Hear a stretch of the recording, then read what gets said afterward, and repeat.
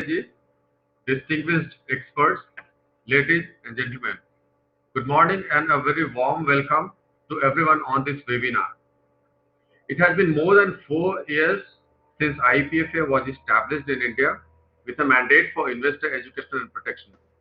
Within a short span of about 4 years, IEPFA has made commendable progress. One of the important roles that IPFA has played is reclaiming those unclaimed dividend and related shares by companies which have remained unpaid for a period of 7 years. Not only has IPFA been keeping these funds safely on behalf of investors, but also IPFA has been conducting programs of investor education in different parts of the country with the help of its partner organizations. Given the preeminent position of IPFA in India, as also the expectations generated by the new national strategy for financial education, this webinar and the panel discussion is being held with the objective of recapitulating the journey of IPFA and envisioning on what IPFA can do and should do in future. It is hoped that ideas generated out of the panel discussion would be helpful for IPFA in further taking forward its goal of investor education and protection. With these words, I would now invite Sri Manoj Pandey to deliver his keynote address. Sri Pandey is a Joint Secretary with the Ministry of Corporate Affairs, Government of India, and the CEO of IPFA. He has previously served as the Commissioner of Income Tax and as the Additional Director General and Advisor at the Competition Commission of India. He has been on deputation with different ministries and departments, including the Department of Expenditure under the Ministry of Finance. He has been a part of several international delegations for conferences organized by the International Competition Network, BRICS, and UNCTAD. He holds a bachelor's degree in law and a master's in business administration. With this, I would request Sri Manoj Pandey to deliver his keynote address. Sri Manoj Pandey, please.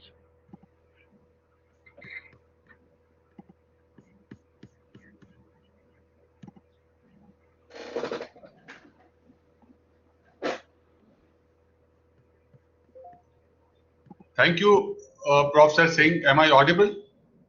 Yes, sir. We can hear you. Yeah. Shri K.P. Krishnan,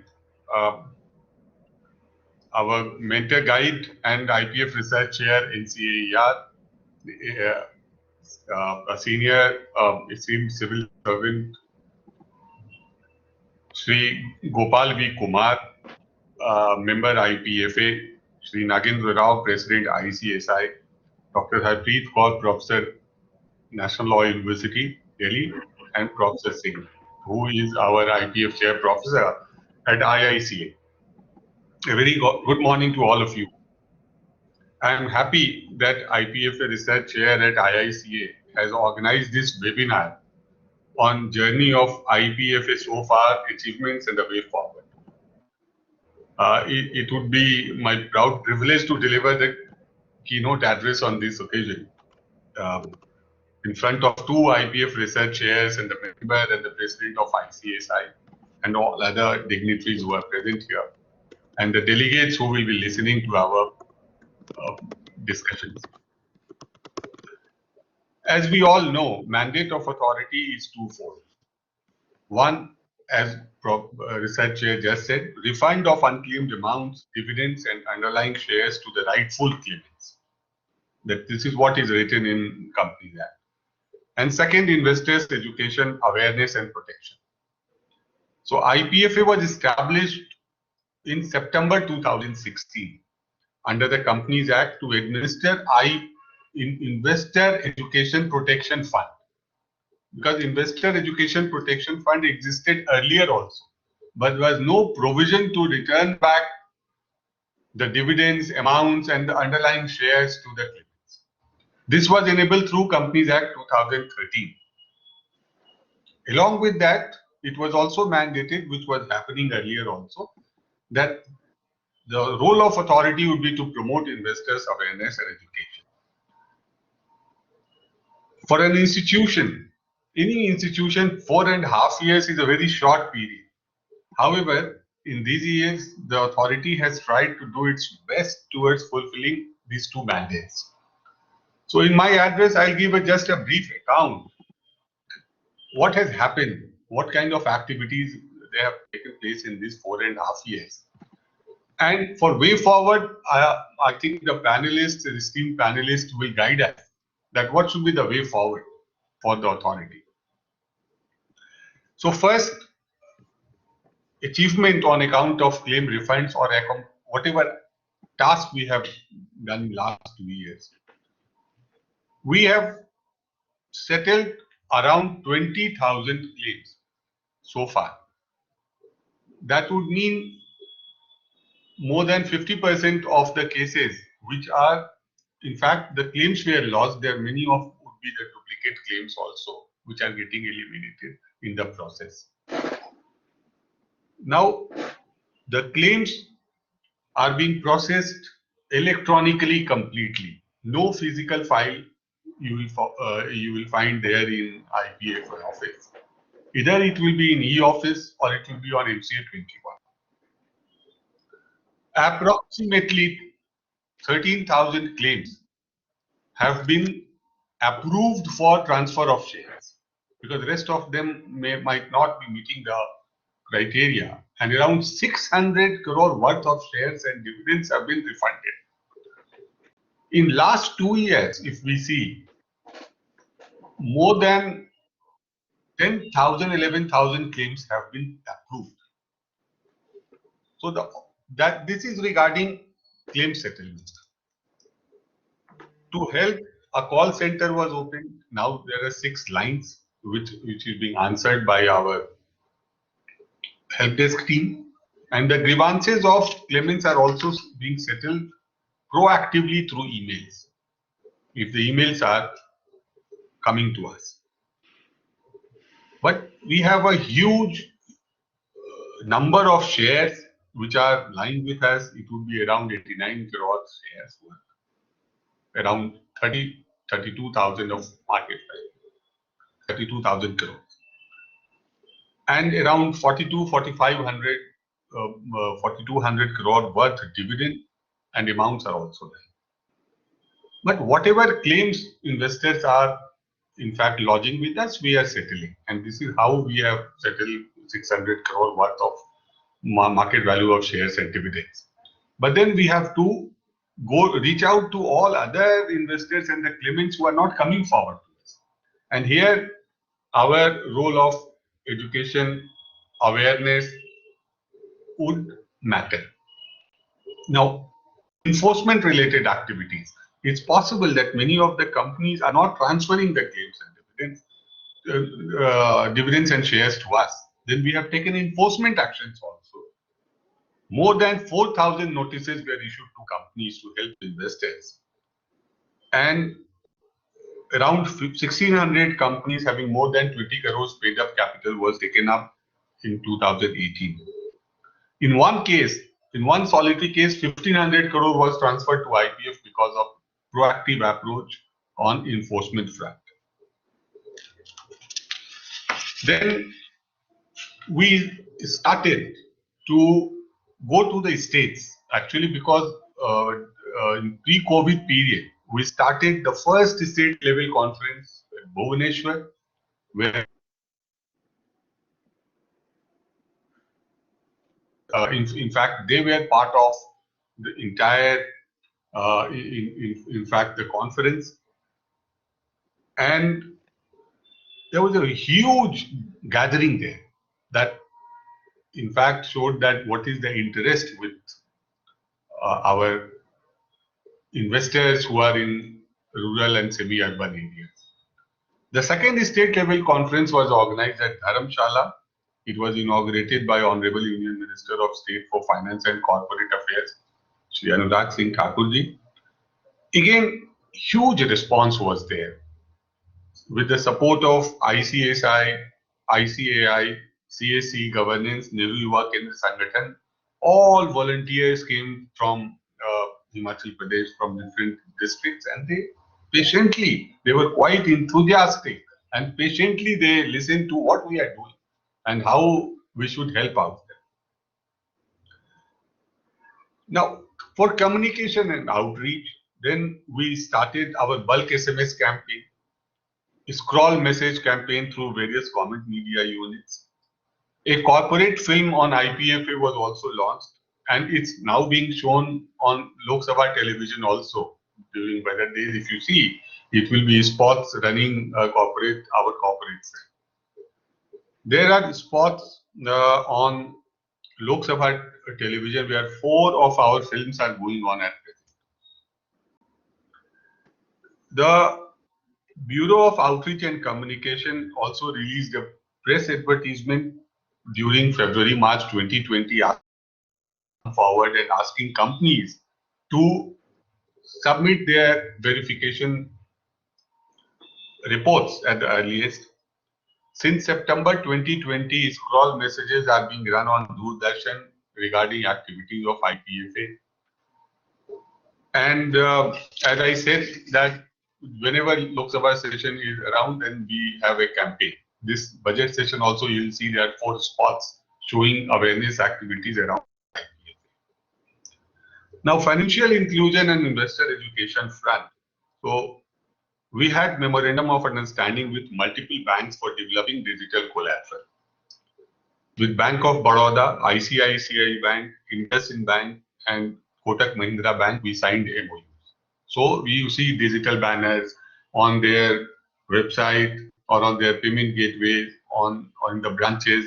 So they started our campaign. It will mean investor education at the same time, how to make better investments and towards financial inclusion. Then an initiative to hold financial literacy camps in collaboration with India Post Payment Bank of Department of Post was initiated to leverage the post offices throughout the country. And IPPB has 650 branches across 23 circles.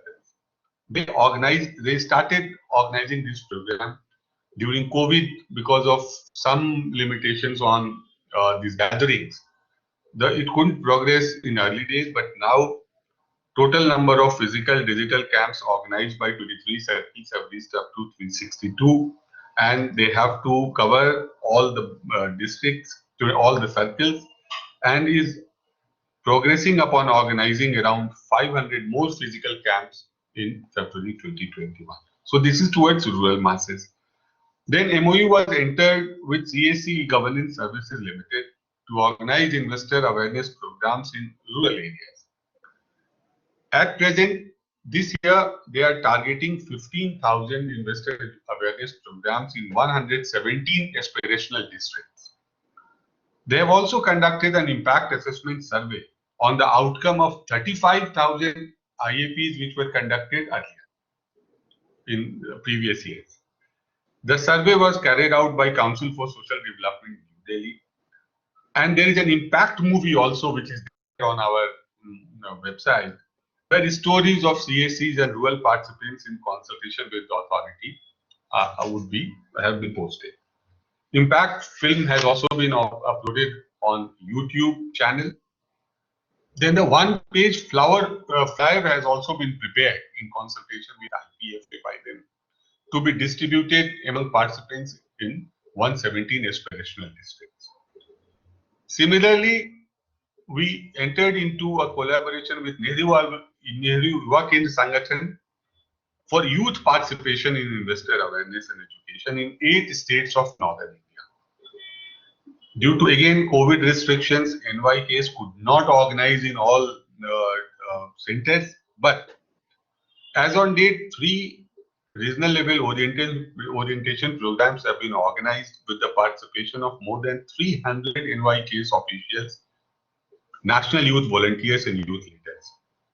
And financial literacy webinars were organized in Madhya Pradesh, Chhattisgarh, Maharashtra, Gujarat, Odisha and Jharkhand with extensive participation. Then social media accounts of IPFA have been activated, which our media advisor is handling, to improve our connect with citizens and enable faster redressal of grievances. On this front, we have to do much more, but we have initiated this process. IICA has impaneled around 300 resource persons for conducting investor awareness programs. And IICA has also conducted 10 trainers of training programs. Now on e-governance, as I said, that we have online system. And we are also now coming out with a mobile application as well as learning management system for investors.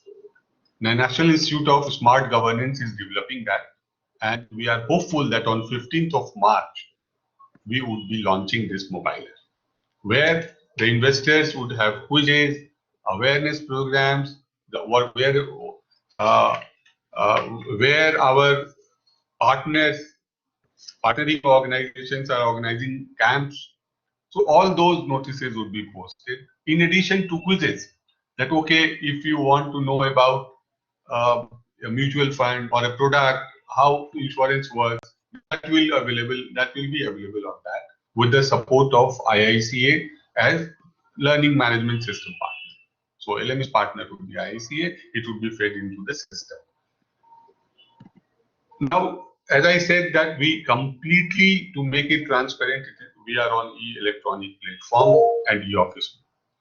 A big, with Secretary Ministry of Corporate Affairs initiative, 2 research chairs have been established, and IPF research chair at NCAR has organized, they are organizing series of webinars with different regulators. It was inaugurated by Governor, Reserve Bank of India, followed by SEBI and then IRDA, and others would also get covered. The vision of IPFA research chair at NCAR is to come out with a policy recommendation and also to bring IPFA at the forefront, because IPFA has a legislative mandate to take investor awareness programs forward. The research chair at IICA is also conducting research on contemporary issues relating to investor awareness and education, and proactively is organizing programs throughout. And we are hopeful that all these policy recommendations will help government, ministry, and IPFA to have a way forward, how to go forward from this after completing journey of 4.5 years.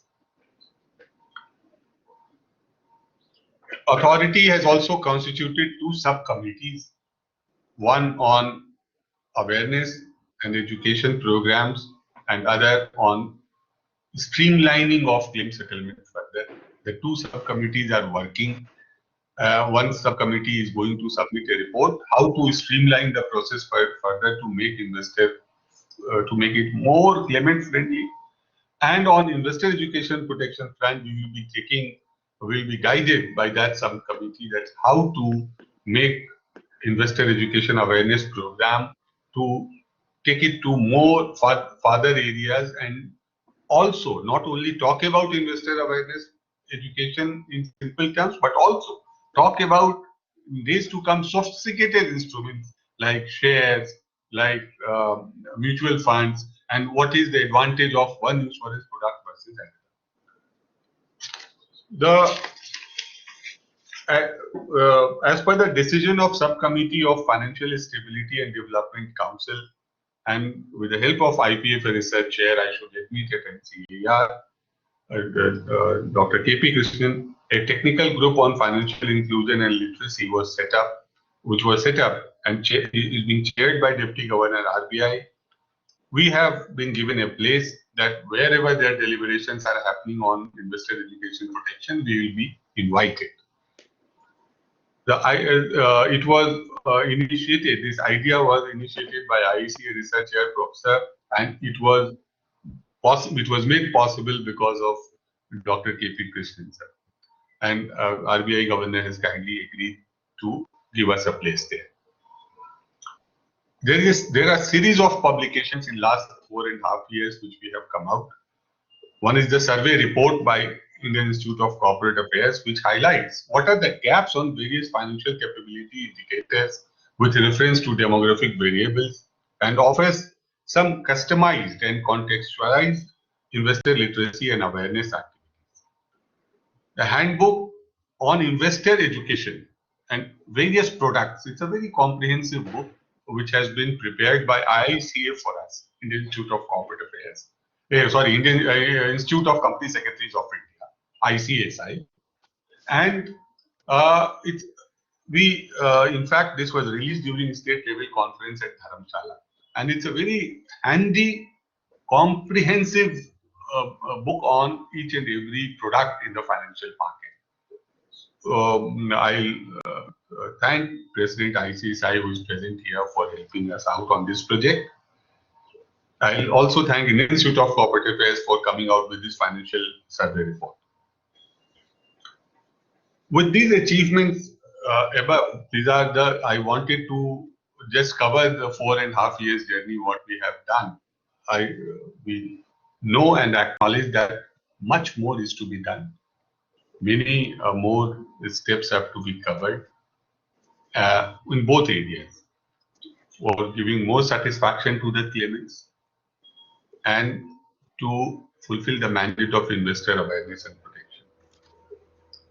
Our motto is always, if our officers are committed, they have strove very hard to excel and achieve greater heights, and they are committed to serve people, to serve the nation by having prompt services to all citizens, fulfilling the mantra of both ease of doing business and ease of living. I will conclude just by saying, when entire COVID pandemic broke out, the IPFA was working. Still, they were settling claims, transferring the money to the claimants. The IPFA didn't stop working. So from electronic platforms, still money were getting transferred, shares were getting transferred. When the lockdown was there, but officers started working as a re-engineering process. They started working from home.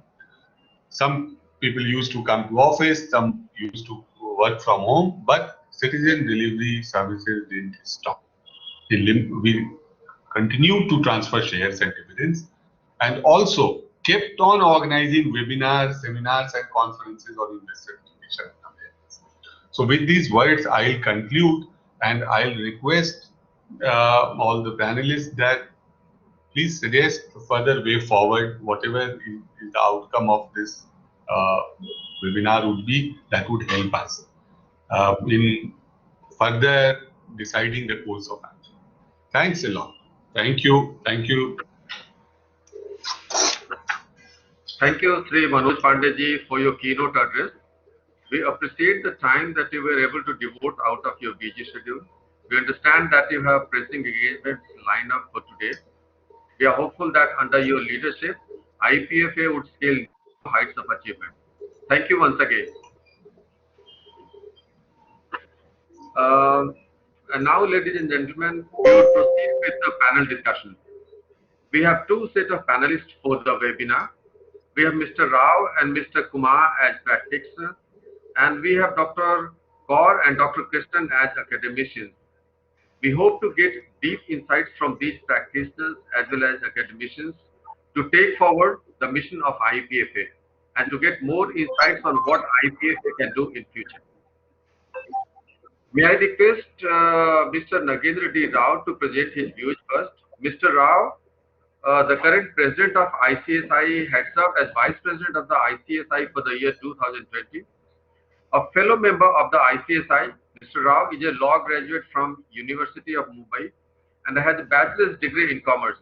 He is the founder and designated partner of CS Nagendra Rao and Associates, LLP firm practicing company secretaries in Bangalore. He is also an elected member of the Central Council of the ICSI for the term 2019-22. Mr. Rao specializes in corporate and securities law, capital markets, etc., and has corporate experience of more than 15 years. Mr. Rao, please. Thank you very much. Very good morning. Am I audible? Yes, we can hear you. Please. Very good morning. Shri Manoj Pandey, Joint Secretary, Ministry of Corporate Affairs and COE IEPFA.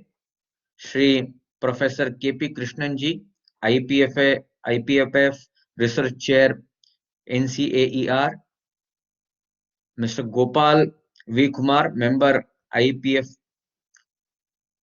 Shri Dr. Harpreet Kaur, Professor NLU, Professor Kamakya NR Singh, IPF Chair Professor, IICA. Once again, a very good morning, and all the esteemed senior professionals and officials of the Ministry of Corporate Affairs, Indian Institute of Corporate Affairs, and IPF.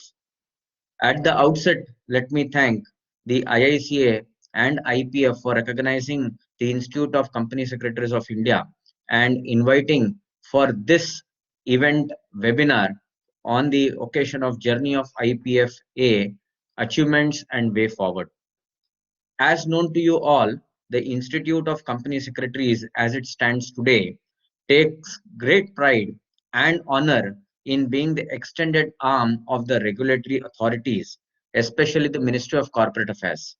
For an institute whose vision is to be a global leader in promoting good corporate governance, it is imperative on our parts that we take great care in pursuing our roles and responsibilities towards each of the stakeholders of the corporate sector.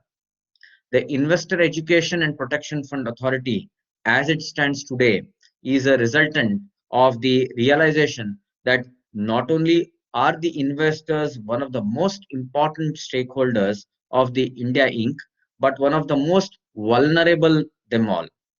And it is for this vulnerability that the both education and protection of the investors has been considered as a priority objective of this entity.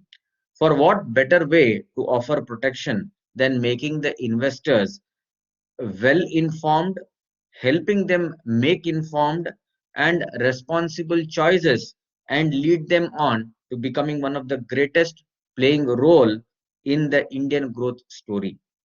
Talk of the investors, and one of the name that inevitably pops up in the discussion is that of Warren Buffett, a man who has been in the limelight for being an ideal investor and for being the guide to all those who wants to tread into the waters of securities market. The man is famous for one more thing. He is catchily inspirational one-liner and quotes. Warren Buffett said, and I quote, "Someone sitting in the shade today because someone planted a tree a long time ago." The journey of IEPFA so far, the awareness it has created, the role it has played, the dedicated work it has done towards the betterment of the entire investors is a resultant of the thought and intellect of those in the ministry, those who have created the fund in the year 1999, and those who also realized for a dedicated authority and made provision for the IEPFA in the Companies Act 2013 and established it in 2016. One way to look back on the journey traveled by this authority in the past 5 years, the IEPFA authority has not only conducted numerous investors awareness program of its own accord through various modes like state level programs, SMSs, but has also joined hands with the entities like RBI, SBI, Department of Consumer Affairs, various professional bodies, and so on and so forth, to have a far reaching impact and expensive results. It is because of the encouragement rendered by the authority that the professional institutes have been on their toes and are conducting investor awareness programs through their regions, chapters, engaging the resource persons. The beauty of these security markets is not just in India, but globally, is that long-term investing in financial markets under the sound investor protection framework can provide individuals with opportunities to strengthen their financial well-being. However, low financial literacy level, the negative effects of the financial crisis on trust, as well as the behavioral biases can reduce or prevent individuals' participation in financial markets. It is for these reasons and plenty more that investor education is considered to be an important component in increasing investor awareness of financial institutions and markets, encouraging participation and fruitful investment strategies, and ensuring financial well-being for individuals and their families. It wouldn't be an exaggeration to say that the investor protection, regulation, and investor education initiatives can support an informed and beneficial participation of stakeholders in capital markets, and such participation can contribute to supporting individual financial well-being while also achieving broader public policy objectives. For emerging economies in particular, these initiatives can encourage participation of local investors in domestic capital markets, increasing their depth and make them less dependent on external factors and more resilient to global financial crisis. Coming back where we started from, according to Benjamin Franklin, and I quote, an investment in knowledge pays better interest. And it is for this support provided by the IEPFA in making the best investment that I congratulate the present chairman, Sri Rajesh Vermaji, the Secretary of the Ministry of Corporate Affairs, and COE and Joint Secretary of the Ministry of Corporate Affairs, Sri Manoj Pandeji, and all other present and past members, officers and staff of the authority who are playing a tremendous role in strengthening not just the pillars of corporate governance, but also the entire foundation of Indian economic diaspora. I, on behalf of the ICSI, assure you that the Institute shall continue to extend all possible support in this regard and march along the path of nation building. Thank you and my best wishes to the authority for all its future endeavors and initiatives and actions. Thank you. Thank you, Mr. Rao, for sharing your views on the subject. We'll come back to you to get more insight from the perspective of a practicing company secretary in the later part of this program. May I now request Mr. Gopal V. Kumar to present his views. Mr. Gopal V. Kumar is one of the members of IPF Authority. He is a practicing actuary and management consultant who has worked for more than 24 years in the areas of actuarial consulting, liability valuation, actuarial audits, risk management, investment, business journalism, etc. He has niche qualification in the areas of actuarial science, finance, econometrics, and financial planning. He has been quoted on banking, insurance, and economic issues in the print media and has contributed on television programs. He is a fellow member of the Institute of Actuaries of India and has done Masters in Business Economics from the University of Delhi.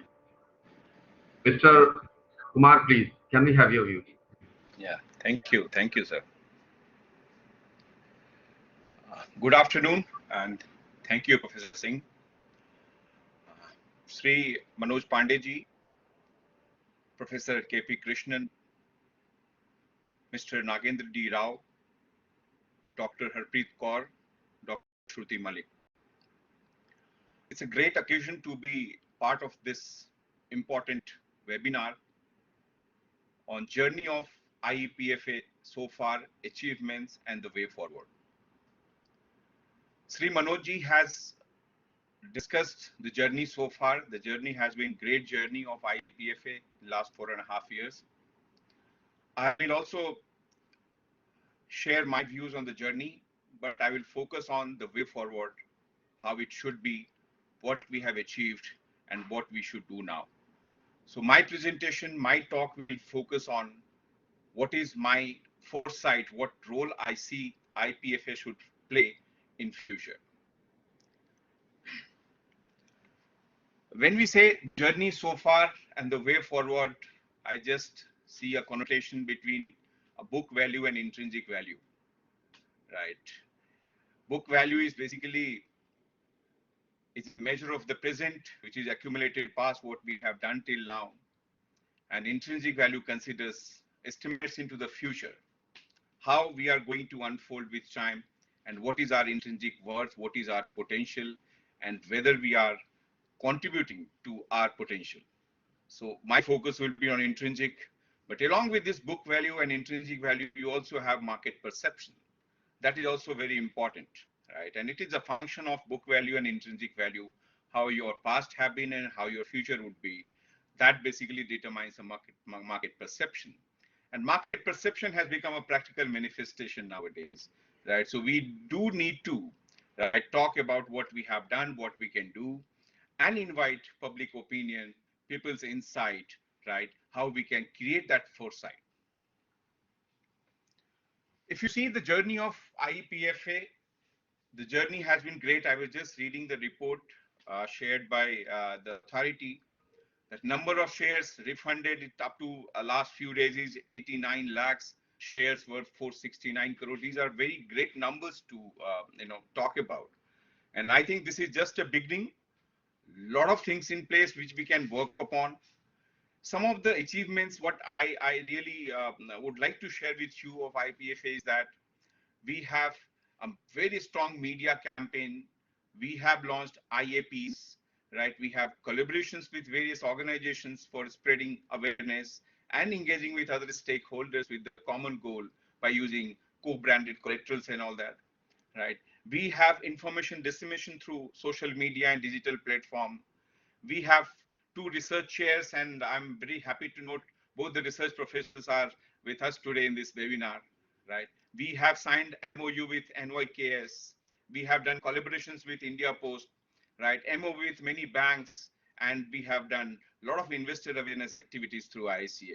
So these are the achievements. I just shared that in less than 1 minute, but if you go in detail, it will take at least 1 day to understand what they have done, how they have done, what are the challenges they faced, and what exactly they learned from this experience. Now, coming to economic inclusion, financial education, and all that, I will start with very macro perspective of looking at financial education. When we say economic growth, there are very few factors of elements of economic growth. This could include macroeconomic stability, creating sustainable employment opportunity in the economy. Startup India and all that have been towards that, right? Addressing productivity challenges of financial intermediaries like bank, NBFCs and all that. Then creating a fair society with economic and social inclusion. That's what we are doing. A lot of schemes have been launched, right, to create that economic and social inclusion. And developing high quality public service through better administration and governance, and protecting environment, sustainable economic growth, what we are talking about. If you see all these economic growth dimensions, one very important thing which we require is that capital formation. Capital formation is very important to achieve many of the goals which we have listed now. And capital formation is a function of savings and optimum channelization of that financial savings to various sectors, various financial securities. So financial savings is very important, right? It basically helps in optimum allocation of your savings to different capital formation ways, and that's important. Second thing is that financial well-being of our population. That is at micro level. First one I talked about was macro level. That is also very important. If you think of financial well-being of the population, that's the goal we should pursue whatever we do. That is what we should think of. So if you see education, before I discuss financial education, if you see education is nothing but, creating some ability to process information and make decisions. But when you add financial education, it's ability to process economic information and to make informed financial decisions. When you read newspapers, there are various connotations of financial education. It looks like hierarchy theory of any management. You start with financial literacy, then financial awareness, financial education, financial inclusion, financial empowerment, financial freedom, financial well-being. I don't know which one to pursue or what hierarchy it follows. Should we start with literacy? But it has got a hierarchy.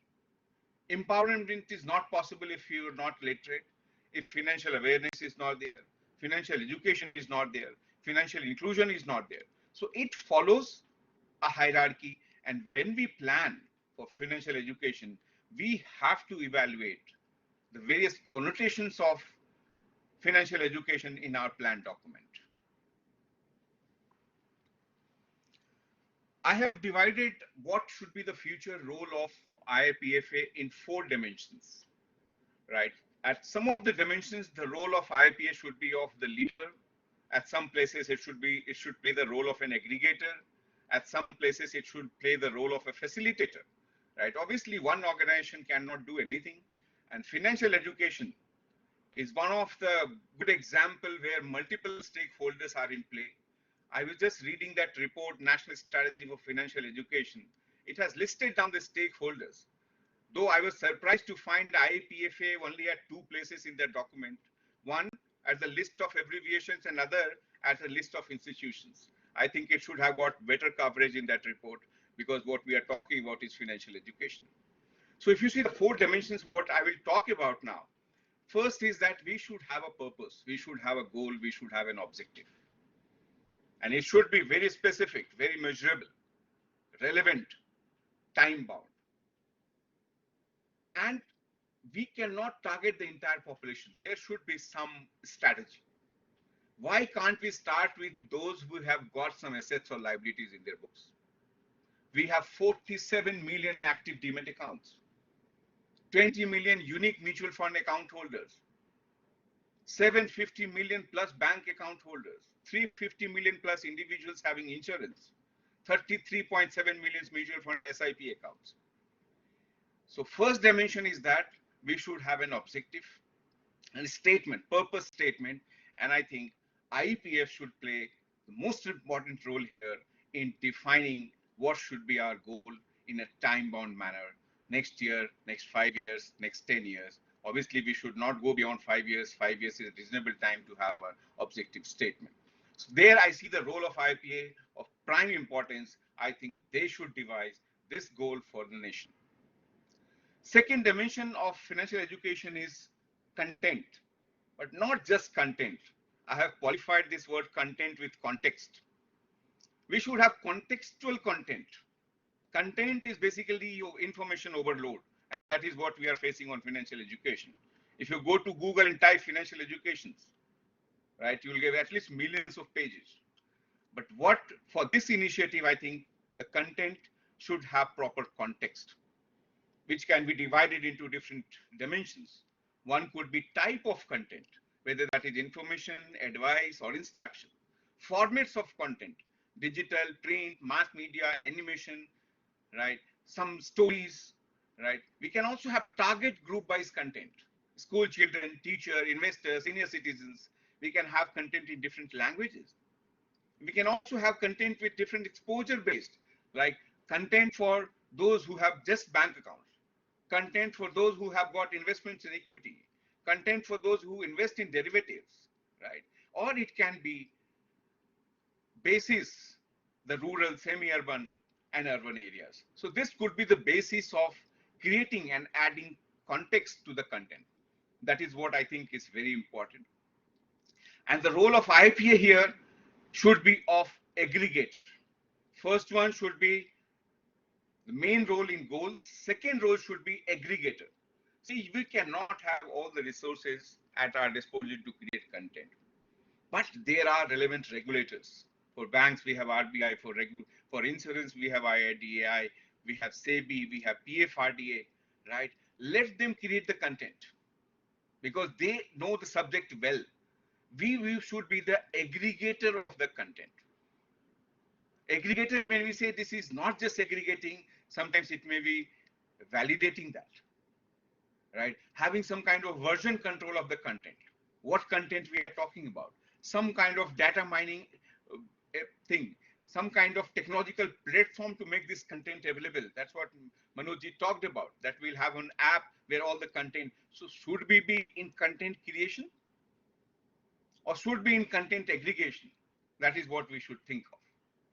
One more important thing I noticed when I look at the content at various websites is that different contents, different securities, different assets, different liabilities have different parameters to evaluate. Can't we have one simple objective way of assessing all the assets? Can we think of any mathematical model of a scoring model? If rating can be done AAA, AA and all that, can we have some kind of a scoring model for liabilities, for assets?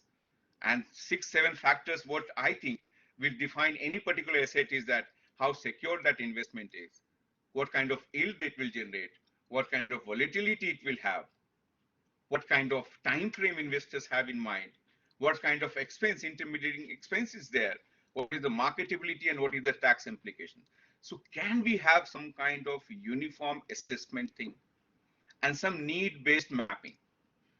If mutual fund can tell you that this is for your child education, this is for your daughter's marriage or son's marriage, can we have some kind of need-based mapping where IPFA can play a role, right? Collate the content, categorize, make a platform to make it available to the target audience, and have some kind of scoring model or some kind of need-based mapping. Third is delivery. First one was objective, second one was contextual content, and third one is delivery with diligence and diversified agency. Here also we should have the target and segmented approach of delivery will work. I think our organization has done a lot by collaborating with diversified agencies, right? We have done that tie-up with banks, post office and all that. But I was just looking at some of the other opportunities which we can think of. We have branches of ICSI, ICAI. We have done some programs with ICSI and ICAI. Can we make these chapters as one of the centers, education center for that, right? We have, just think of, we have 1,55,000 post offices. We have 1.2 lakh bank branches, where 38% of them are in urban, 34 in rural, and remaining in semi-urban areas. Can we have one day in a week some program at the bank branches? Just extending that, can we have that program at 7,349 railway stations? We have RailNet network, which is very fast, faster than what we have at home. Can we use that for digital education at railway stations? 7,349 stations in India. Can we talk to self-help groups, right? Can we empower postmen? So we can create that technology to deliver this content through mobile app, through podcast, toll-free number, which we already have. So here, in the realm of delivery, what I think the role of IPA should be that have the collaboration approach, right? And delivery should be done by these partners. The last thing is that monitor and evaluate. Here also important role to play, right? We can have a national dashboard of what investor education we are conducting, right? And we should also evaluate effectiveness of that training, effectiveness of that education, and penetration of financial product, because I feel one of the evaluation technique could be that particular area, what kind of instruments they invest in. They are still in bank deposits or they are started investing in equity. That can tell us a lot about what kind of effective our training would have been. So what I'm trying to say, that just to conclude now in 30 seconds, is that we have various dimensions of financial education. All dimensions we cannot do justice if we start doing that, right? So what I will suggest, we should have a very important role in goal setting and monitoring and effectiveness. We could be content management, aggregator, providing the technological support, some kind of validation, and delivery should be better administered from IPA with collaborative approach. With that, I think I will conclude, and we'll further discuss any questions which might come up.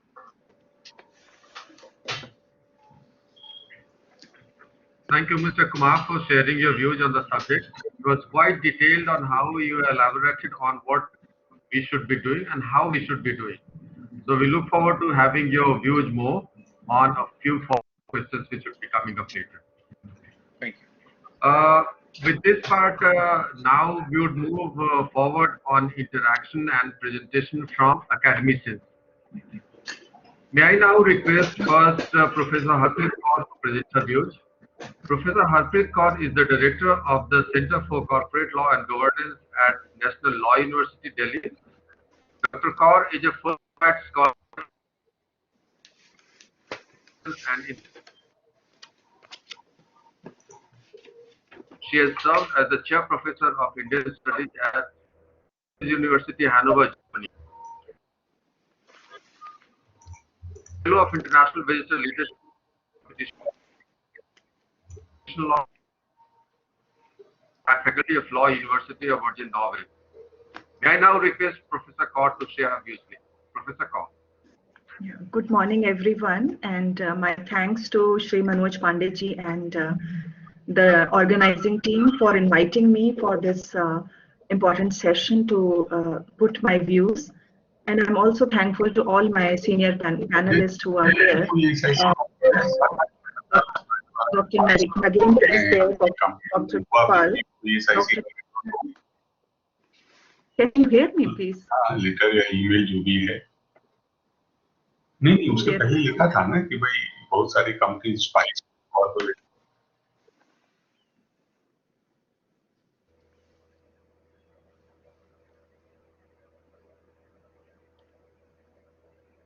Should I continue now? Hello. Can you hear me? Please continue. Yes. So I'm thankful Yes, we to can all hear the you. senior panelists. Yes, thankful to all the senior panelists for sharing their views, and I agree to many of the views which have been presented. Since I work in a core company law area, I would like to discuss few points that I observed under the sections which deal with the unpaid dividend account and also establishment of investor education and protection fund. I've also gone through the rules which have been prepared, so I would be focusing on all these points. Section 124, we know that it creates unpaid dividend account, and Section 5 provides. I think there's some problem with the video, so I'm without video. I will continue. So subsection 5 provides that any money which remains unpaid dividend as a dividend in the accounts of the company from the date of 7 years, it should be transferred to the investor education fund. And also subsection 6 provides that all shares in respect of which dividend has not been paid or claimed for 7 consecutive years or more should also be transferred to the name of IEPF. Now, what is my opinion is that 7 years is a very short time when it comes to the investments. So what we can do, we can propose a broader time frame with number of dividends. For example, if 2 dividends or 3 dividends are not paid within a given period of time, then we can have a look at that whether we should, ask the company to transfer the amount or the shares to the investor education fund, because there is a possibility that a company may not declare dividend for a number of years, right? So in that sense, I think that it's better to have number of dividends over a given period of time, which can be 10 years or 12 years. This is what the first point which I found. And coming to section 125, which provides for the expenditures for which the fund can be used, there are 5 clauses. Now my concentration goes on clause D, which provides for reimbursement of legal expenses for class action suits, and also section which says that class action suits which are filed under section 37 or 245 by members, debenture holders or depositors, those expenses can be reimbursed. And if I look at section 37 and section 245, section 37 provides for actions by affected persons, and which says that if there has been any misleading statement, omission or inclusion in any matter in the prospectus under section 34, 35, 36 of the Companies Act, then a suit may be filed or any other action may be taken by any person or group of persons or association of persons. Whereas section 245 simply deals with class action suits, and it provides that any member or depositor, if he is of the opinion that management or conduct of affairs of the company are conducted in a manner prejudicial to the interest of the company or its members or depositors, then he can also initiate the suit. And section 245 5D provides that cost and expenditure of application of class action shall be defrayed by the company or any other person who is responsible for any oppressive act. So I was thinking that when the expenditure has been provided under clause D for section 37 to 45, from where the authority or the power to IEPF comes for reimbursing these expenditures. So I could not find any provisions in these 2 particular sections, but when I looked at the rules of 2016, Then I found that in the rules, in the legal enforcement rules, under subsection 4, these points have been mentioned, because I could not see any of the connect. So probably you can have a look at it, that how we, instead of rules, if it can be brought to the statute to develop this kind of a connect, because these powers are coming from the NCLT here under the Companies Act. The third point which I have noted is that the fund has, the authority has been created under section 125, subsection 5, for the administration of the fund. And subsection 6 says that the manner of administration of the fund shall be in accordance with the rules, right? And when I look at subsection 9, it says that authority is competent to spend money out of the fund for carrying out the objects which are specified in subsection 3. Now, looking at subsection 3, the clause C becomes very important, because it provides for distribution of disgorged amount by the court order, whereas clause D provides reimbursement of legal expenses under section 37 and 245 as may be sanctioned by NCLT. Now, since it has been mentioned very clearly that these distribution of disgorged amount should be by the court order or by NCLT, I was looking at the rules of which are Investor Education Protection Authority, appointment of chairperson and members, holding of meetings rules, 2016. The rules say that the functional division is given by Schedule 2. And under the Schedule 2, there is a procedure for claims and settlement. The point is number 3. Under that procedure for claims and settlements, I found that point number 2 and point number 3, that where distribution of disgorged amount can be as per the order of the court or the authority. Here the authority is IEPFA. The third point says again that distribution of disgorged amount in consultation with the legal and enforcement division will be in accordance with the order of the tribunal or the order of the authority. Right?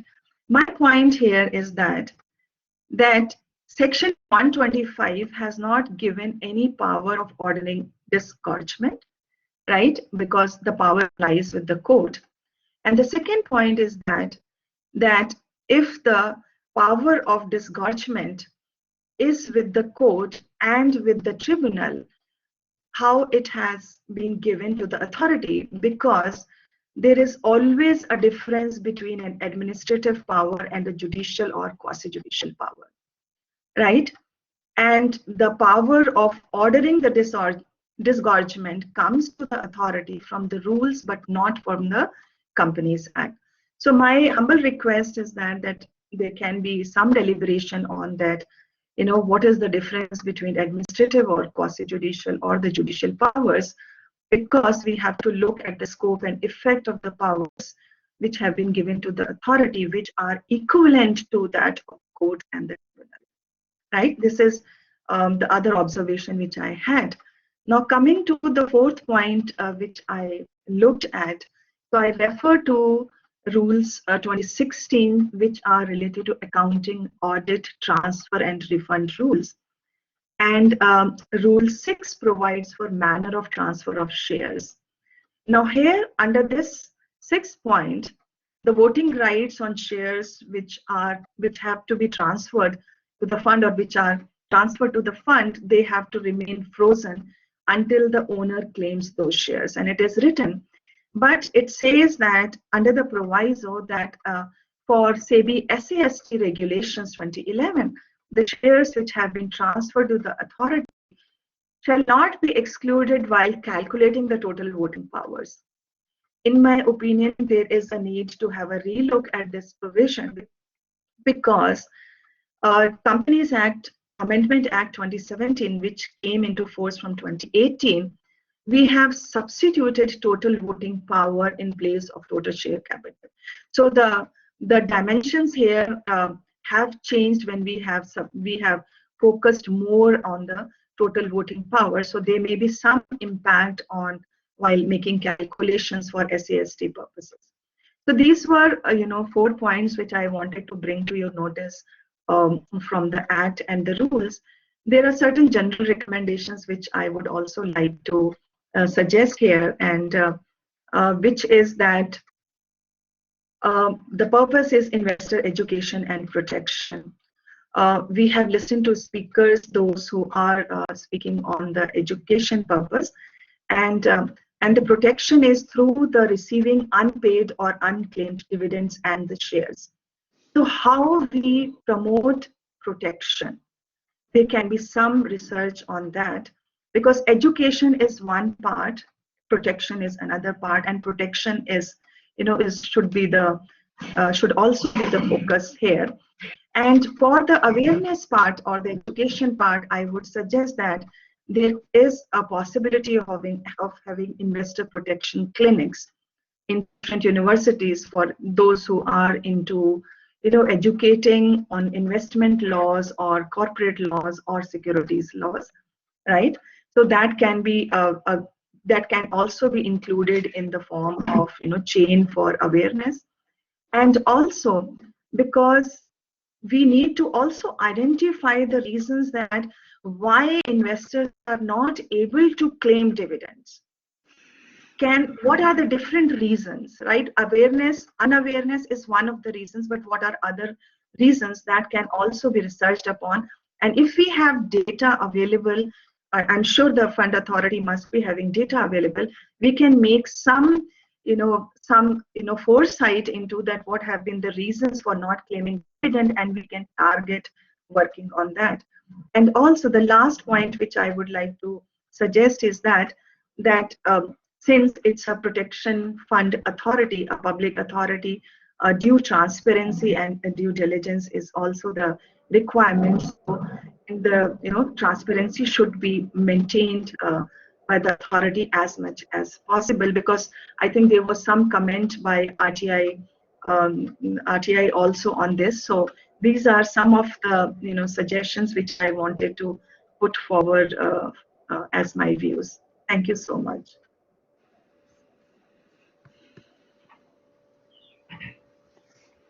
Thank you, Dr. Kaur, for sharing your views on the subject. It was quite a technical presentation, and we have taken a note of your recommendation as also your advices. We'll follow up on a few of the advices indicated by you, as also we'll get back to you on a few follow-up questions on the subject. Sure. Finally, I would request Dr. K.P. Krishnan to present his views on the subject. Dr. Krishnan is the IEPF Chair Professor in Regulatory Economics at NCAER. Before his retirement from public services in December 2019, Dr. Krishnan was the Union Secretary in the Ministry of Skill Development and Entrepreneurship.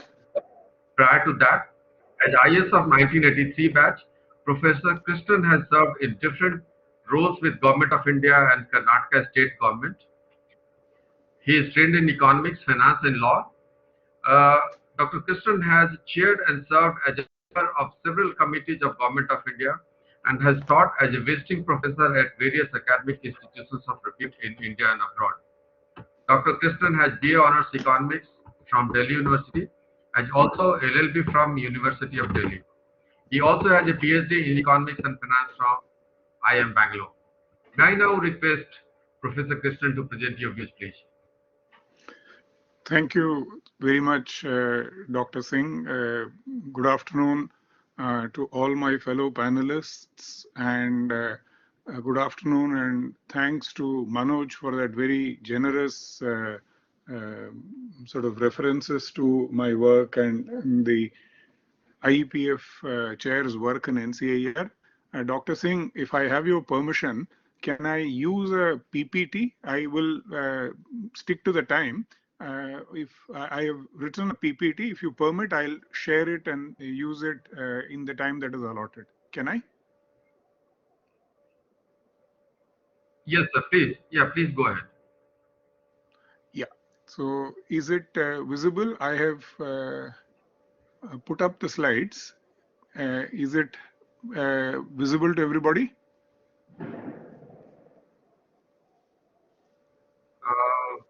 Not yet, sir. Okay, I shared it.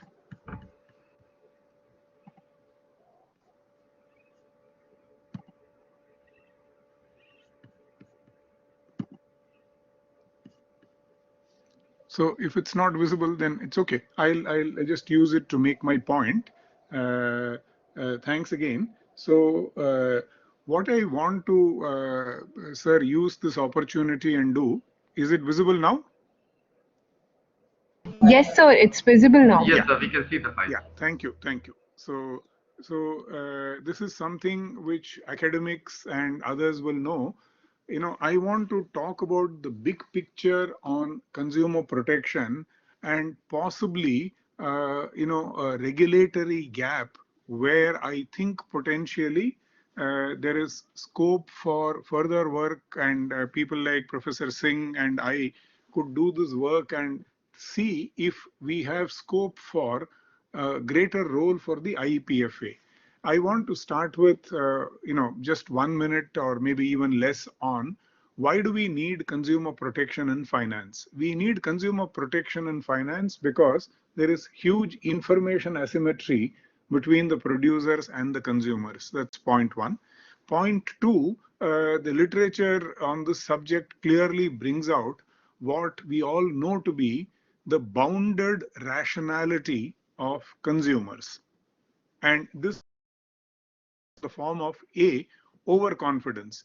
People tend to be very very optimistic and overconfident in their judgments on finance. Two, there is optimism, which I mentioned. There is the problem of representativeness, which is when people are asked to judge the probability that an object or an event A belongs to a particular class or process, the probabilities are evaluated by the degree to which A resembles B. So representativeness of A is taken over into B. There is belief perseverance, there is anchoring, there is availability bias, and there is loss aversion. Each of these one can spend a little time explaining, but I think we don't need to sort of waste our time. The simple point is producers and consumers have information asymmetry. There is bounded rationality on the part of consumers, and there is limits to how much consumer education will be done by sellers of products. Because if I am, let's say, XYZ life insurance company, the education that I do is going to benefit all the other producers, and therefore there is the problem of externality. And hence, there has always been a case for regulation purely from a consumer protection angle in finance. Now, in India's case, we do have, every subsector of finance has a regulator and a law. We have RBI for banking and non-banking services and payment services. We have SEBI for securities market and so on. But it's interesting, consumer protection or investor protection is explicitly mentioned as an object only in one or two of these legislations. And I'm talking about explicit mention in the objects and reasons of the Act. And there is a very differential history of consumer protection in each subsector. My personal opinion is the law is not very strong on consumer protection. And the fact is, we all know, and Dr. Kamakhya Singh has actually done a lot of work on this in his previous stint in the National Center for Financial Education, and he will know this. Inside the Statutory Regulatory Authority, SRA, this is not a very glamorous or a sought after assignment, and therefore typically does not get the attention that it deserves. We have formally a coordination mechanism in what is called the FSDC, the Financial Stability and Development Council. And why do I mention financial coordination mechanism amongst regulatory agencies?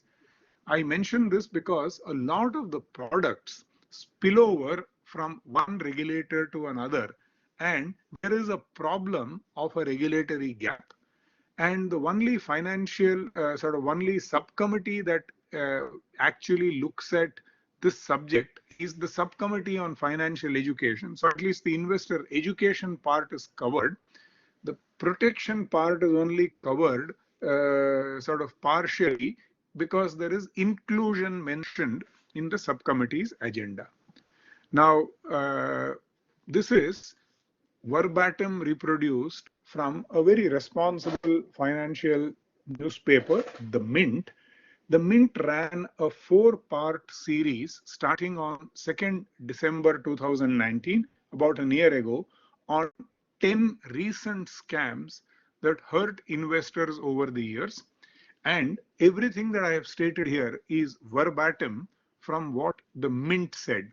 Developmental role along with turf wars has taken precedence over consumer protection, which has got relegated to the back burner. And in fact, Mint goes on to use very strong language. It says, India has found its regulators asleep at the wheel, costing the households its savings again and again. Then it goes on to say Indian investors need a unified regulatory environment. And last point, a much needed regulatory change is a coordinated approach by all. Now, I want to give just one example, and this is not to single out one particular sector. This is probably the most egregious example, and I want to just use this example to show that investor protection and consumer protection in finance is relatively weak. And the example that I want to bring before you is the example of ULIP. This is the unit linked insurance plan, and which basically linked investments with insurance. And there were multiple charges with no cost caps. And there was a problem of both administrative and fund management. The whole series of problems. For instance, a policy lapsed after 1 or 2 years if there was non-payment, and very often the amount lapsed were huge. And there is this academic paper done by Monica Hallan, Renuka Sane, and Susan Thomas, which estimates that in a 6-year period, namely 2006 to 12, investors lost 1 trillion Indian rupees. This is not a trivial sum. Now, the IRDA acted on this, and new guidelines came into effect after a big spat between SEBI and IRDA, and this came in middle of 2010. And a substantial amount of changes were done, and this is the result. And this graph should tell us, the part which is in black is the percentage of business that went into ULIPs, and see the dramatic fall once the regulations changed. And this is the traditional, the non-ULIP part, and see the dramatic increase once the ULIP regulations changed. One more example, again from insurance. There is a problem in insurance called persistency. How long do consumers stick to payment of premium? Now, 37th month persistency is 52%, and 61st month persistency in India is 37%, and compare it with what is the percentages in the rest of the world. So clearly, we have a serious consumer protection problem in finance. And I'll conclude, sir. This is my last slide. And the example that I gave is from one subsector, but my own assessment is that this is a problem which across subsectors in finance. So the summary is, given that there are no great importance, there is no great importance seriously being attached inside the regulator, the Financial Sector Legislative Reforms Commission, headed by Justice Sri Krishna, former judge of the Supreme Court, recommended the creation of a financial redressal agency, a grievance redressal agency. Now, my question is is a statutory body like the IEPFA the right overarching body to monitor and supervise this? And two, we should at some point start moving away from a narrow use of the word investor and use it to mean investor in any financial product, which means we should talk about a financial consumer. And in case we are agreed that this is indeed something which is worth considering, then I think the research questions that we could look at are what kind of regulatory changes are required for this? What kind of organizational changes are required? What kind of sort of capacity building is required for this? So my concluding slide is we've seen the journey of IEPFA so far. Manoj was kind enough to explain all of this, but the next steps is perhaps something which needs to be far more ambitious. That would be my proposal before this August body. Thank you, Dr. Singh, for this opportunity. I will conclude with this. Thank you. Thank you, Professor Krishnan, for your crisp presentation. A few points emerged out of your presentation related to this broad definition of investor vis-a-vis consumer, financial consumer. And this is in right perspective because every individual, when taking decisions related to finance, it's not that he or she takes a decision silo. It's one individual taking financial decisions which is related to every aspect. So this is a very question from you. We have a few follow-up questions.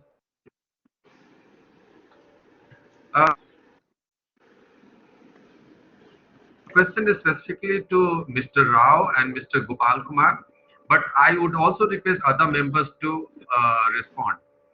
And this is from an investor perspective. As we know, under Section 124 of the Companies Act, after 7 years, the fund has to be, if the dividend payment and related shares has not been claimed by investors, it has to be given by companies to the IPFA.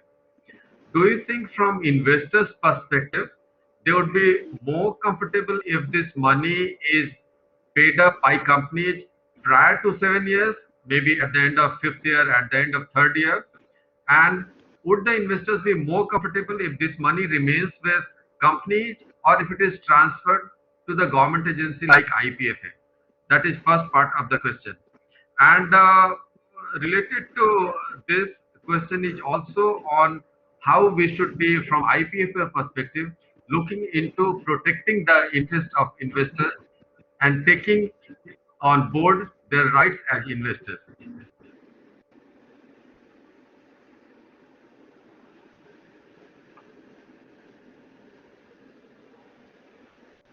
Mr. Gopal Kumar, can we have your response first? Yeah, Professor. See, this 7 years or 5 years or 9 years, I think we need to do some homework before we arrive at that conclusion.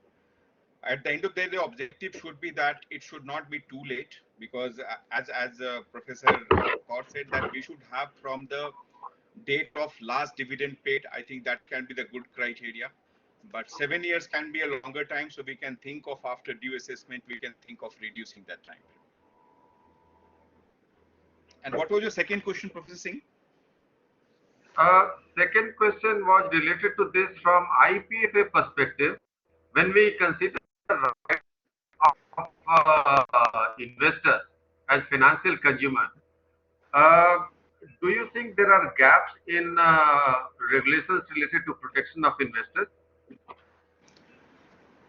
See, protection related laws, yes, need to be strengthened, but protection is always reactive and education is proactive way of handling. That's what we say, that an educated investor is a protected investor, right? So we have to say whether education should come first and protection. Protection is what you do when there are gaps in the understanding of the investor and the consumer. See, very important point which is raised by Professor Krishnan is that, behavioral finance is very important. You get a A4 size paper for money you pay to insurance company or some FD and all that. So it's basically matter of trust, matter of what you have to do on your own, right? With financial institutions should be very responsible when they take care of their investors. So what I'm trying to say that it is important that protection should be there, but it should be very effective. Right now, I think there are certain gaps and proper action can be taken by evaluating those gaps. Thank you. Mr. Rao, can we have your views, please? Yeah, I completely agree with Mr. Gopal that the number of years of 7 needs to be reduced. That is so far as the years are concerned. Second is, I feel that more education should be there. The protection will always depend upon, because there will be many new ways, avenues to cheat, fraud, or the investors, consumers. So therefore, education should always be first, and automatically, if education is there, automatically the investors and consumers will themselves feel more secured and will feel more protected. Even to take advantage of the laws relating to protection, you need education, right? There are many laws in India, which have very, very good protection element. But if you are not aware of how to avail that, so education, not at the at the beginning, but also to take advantage of the protection related laws, you need education. So education is the prime thing which we need to focus on. Yeah, that is what I wanted to convey. Education is the first and foremost, is the most important thing. So the moment the consumers, the moment the investors are educated, automatically it is just like a good old saying, prevention is better than cure.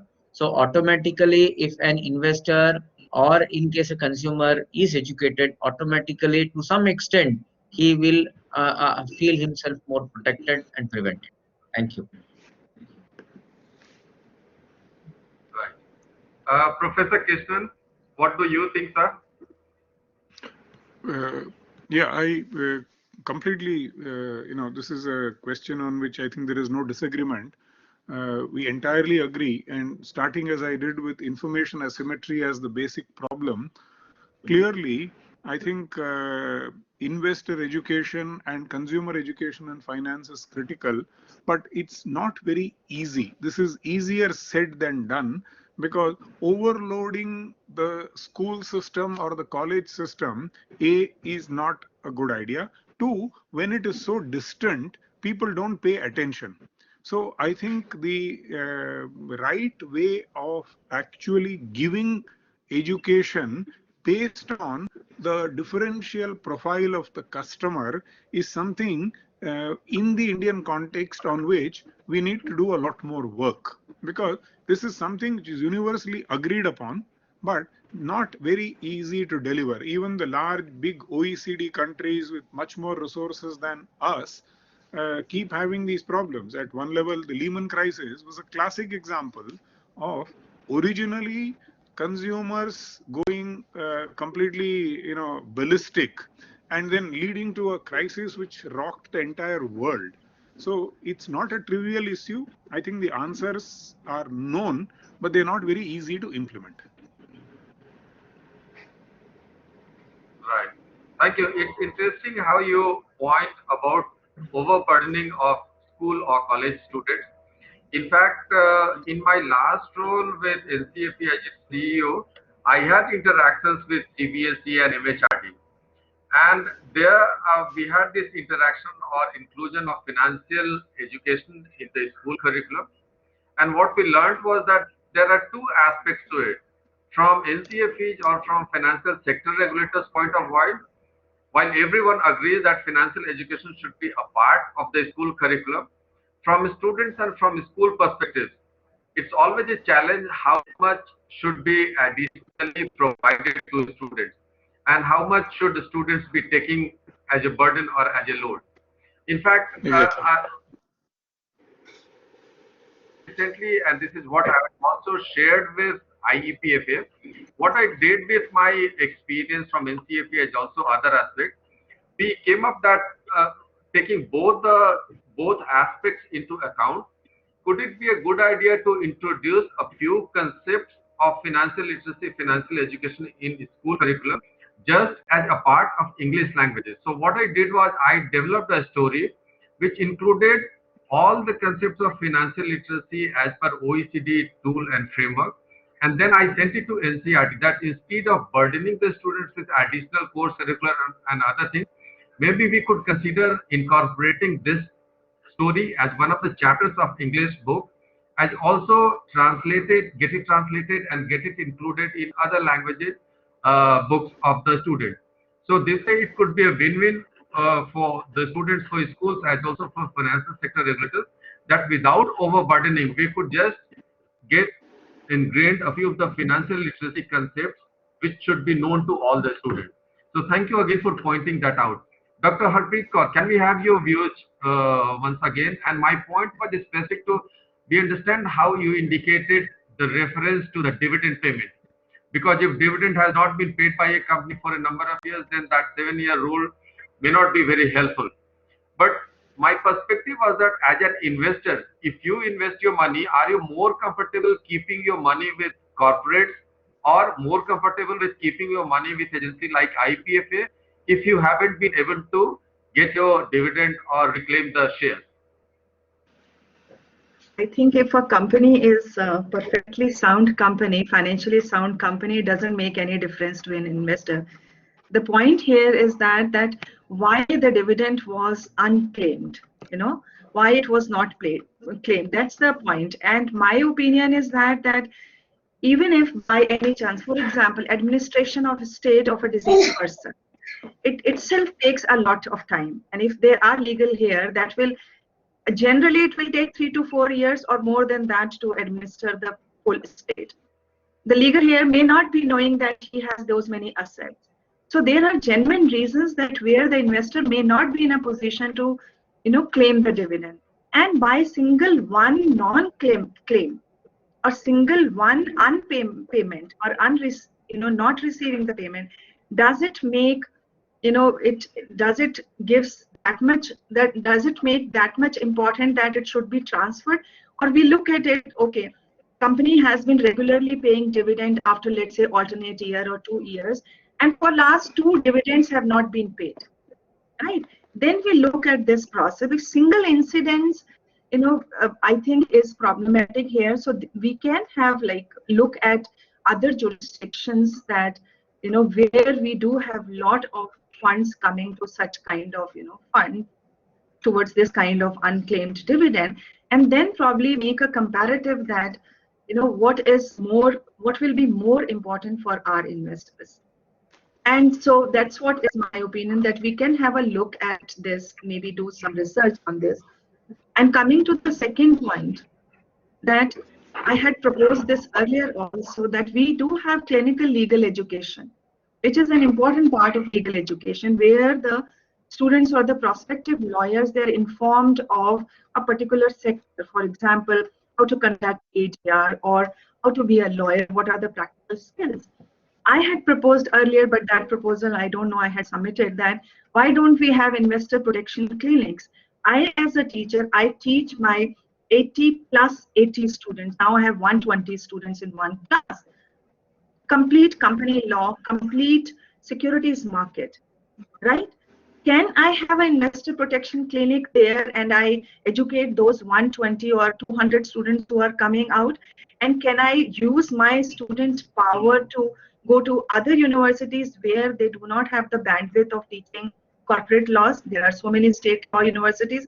And if everybody knows that, corporate law is one of the areas which is not very, easily taught by all the universities because it's very technical. So there are ways of, that's the young population which we cannot go to schools. I understand that point completely, because students, they don't have financial literacy. But 120 students plus 80 students of masters who are coming out every year from my university. You see the kind of band of lawyers we are providing who will be able to educate others, and first they will themselves educate about it. So I think that's is my opinion. And if you would also agree to this point that law universities, they do have very high IQ students. Students they really come from, having such tough competition, and they take the admission. So their research acumen and their intelligence is very high. So that resource can be used for all different kinds of researches that are required to be done for the authority.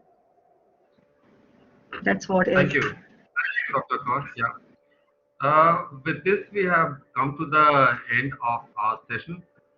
I would now propose a vote of thanks from our colleague, Research Associate, Dr. Shruti Malik, to all the panel members. Shruti, would you like to put a vote of thanks? Thank you. Thank you, sir. Good afternoon, everyone. I'm Dr. Shruti Malik on behalf of IEPFA team at Indian Institute of Corporate Affairs presents the vote of thanks for today's webinar. At the outset, I would like to thank all the panelists, Mr. Nagendra D. Rao, President ICSI, Gopal V. Kumar, Member IEPFA, Dr. Harpreet Kaur, Professor, National Law University, Delhi, and Professor KP Krishnan, Research Chair, IEPFA, NCAER, for taking up time from their busy schedule and enlightening us with the knowledge. Hope that today's webinar was full of knowledge. It gave deep insight into the topic and also revealed many interesting facts. I would also like to thank Professor Kamakhya Narayan Singh for organizing this webinar session. I want to thank the IT department for their unflinching support and coordination. At last, not the least, thank you to all the participants present here for paying your attention and learning. With these warm words, we move to the end of this session. Thank you so much. Thank you. Thank you. Thank you, Thank you. everyone. Thank you. Have a nice day. Yeah.